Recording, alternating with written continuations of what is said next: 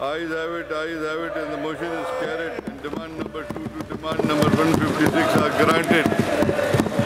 Sir, I rise to lay before the Assembly the schedule of expenditure for the year 2021-22.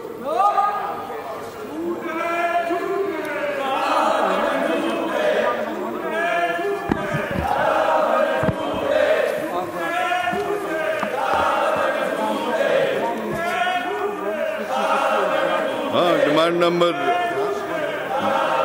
1 to demand number 156 are granted. Sir, I have signed and laid the schedule of authorized expenditure.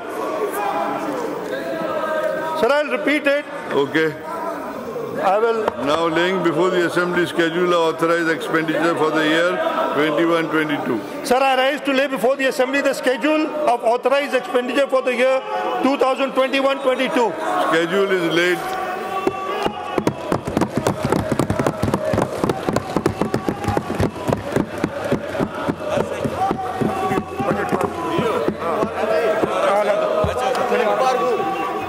Now the House is adjourned to meet again on Monday, the 28th June 2021 at 2 p.m.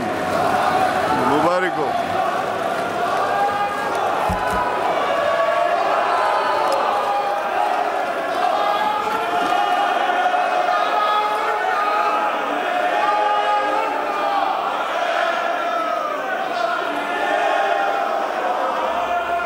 नुमाइंदा बोल news Salauddin हमारे साथ मौजूद हैं। जी सलाउद्दीन, बताइएगा budget का इजलास क्या बजट मंजूर कर लिया गया है या मुलतवी कर दिया गया है?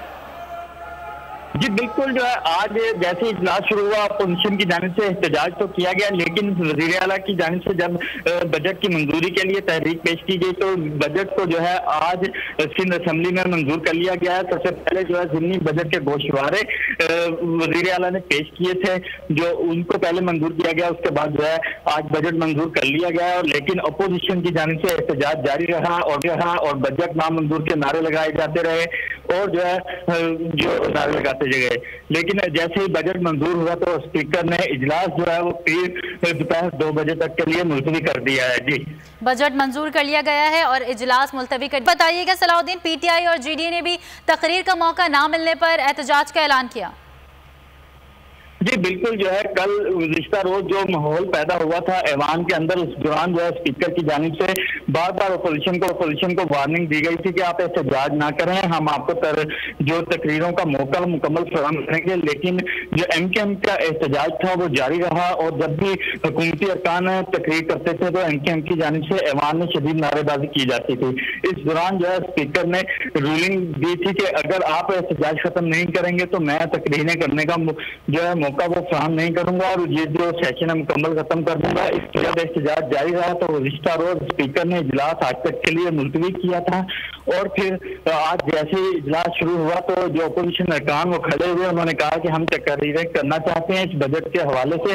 अगर हम तकरीरें नहीं करेंगे तो ये अवाम के लिए नुकसानदा होगा, क्योंकि हमने जो बजट के अंदर जो नकाइस हैं उनको हमने अवाम के सामने लाना है, अवाम को बताना है कि बजट जो है उनके हक में नहीं है। लेकिन अगर आप हमें मौका नहीं देंगे तो यह अवाम के लिए नुकसानदा होगा।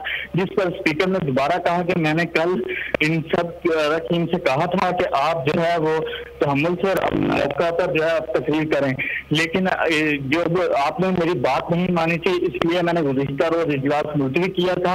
अगर अब मैं आपको मौका फराहम नहीं कर सकता हूँ, क्योंकि कल आखिरी रोज था तकरीरों का, वो मुकम्मल हो चुकी थी।